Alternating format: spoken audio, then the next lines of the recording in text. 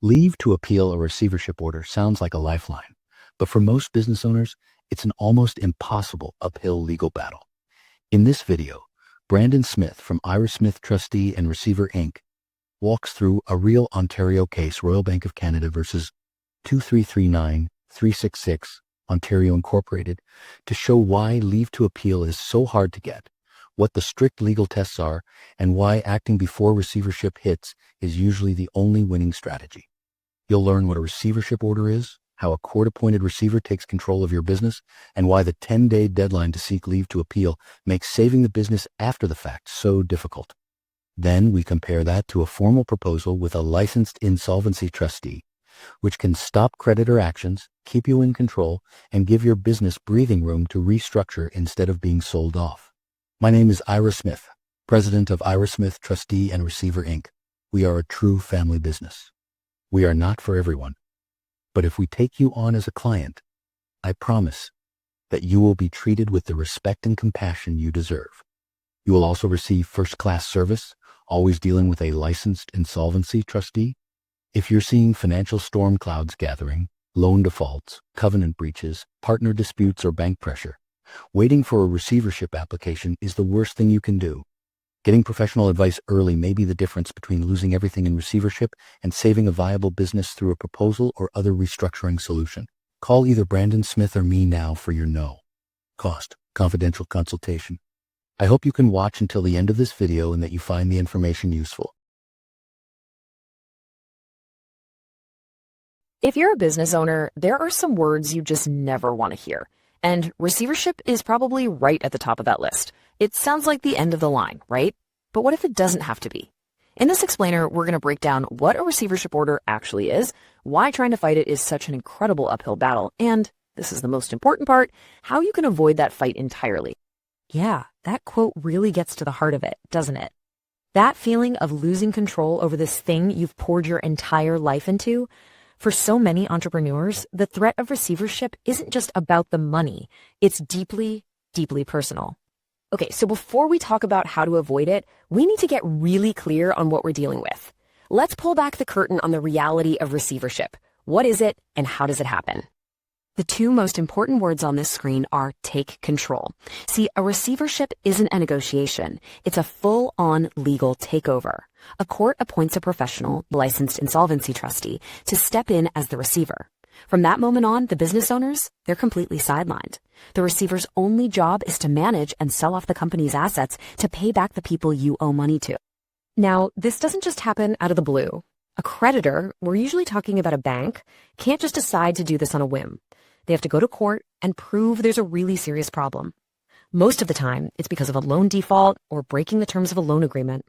But it can also be triggered by things like suspected fraud or even major fights between business partners that put the company's assets at risk. All right, so the court has appointed a receiver. This is where things get really, really tough.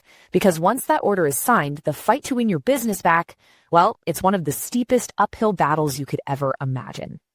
And that's the first question everyone asks, right? Of course it is. You're thinking, I can fight this, I can appeal, and you'd want to. But the legal system, especially in this area, has some very high, very specific hurdles that are designed to make that fight anything but easy. And to really see how steep this climb is, we don't have to guess. We can look at a real-world Ontario court case.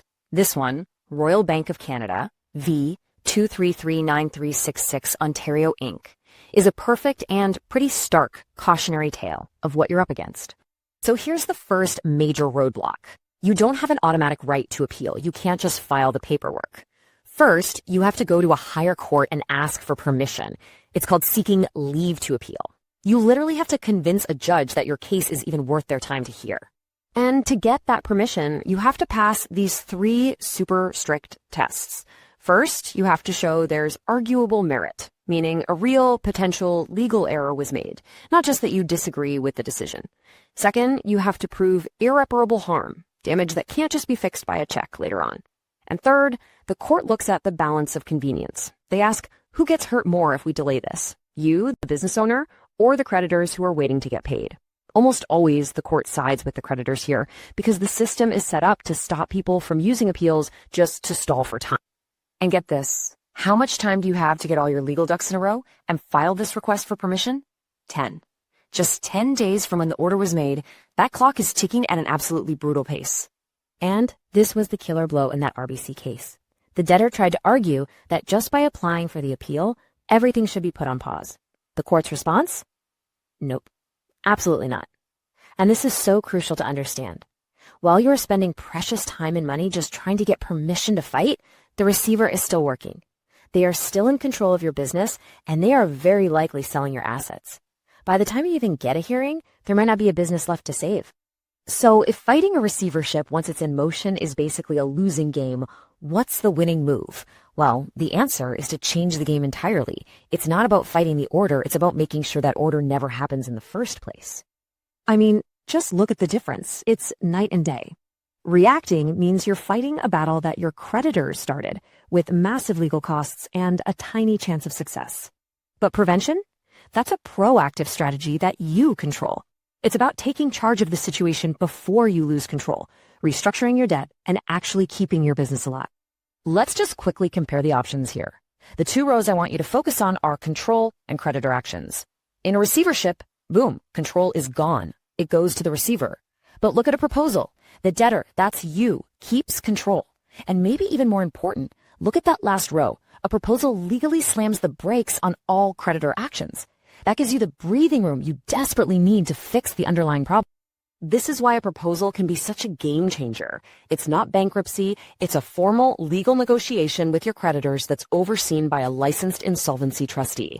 It stops the collection calls and lawsuits, it freezes interest, it often reduces the total amount of debt you have to repay, and here's the big one. It allows a viable business to keep its doors open while it gets healthy again. So really, it all boils down to this, taking action early. It's about changing the story from one of defense to one of control. And that very first step is simply getting some expert advice so you can understand what your path forward looks like. This quote from Brandon Smith, an expert at Ira Smith Trustee and Receiver, Inc., just says it all, doesn't it? The huge majority of these worst-case scenarios are avoidable. The secret isn't some legal magic trick. It's timing. It's about getting professional help before your best options have already vanished. So the real question to leave you with is this. When you see those financial storm clouds gathering on the horizon, are you going to wait for the wave to crash over the deck?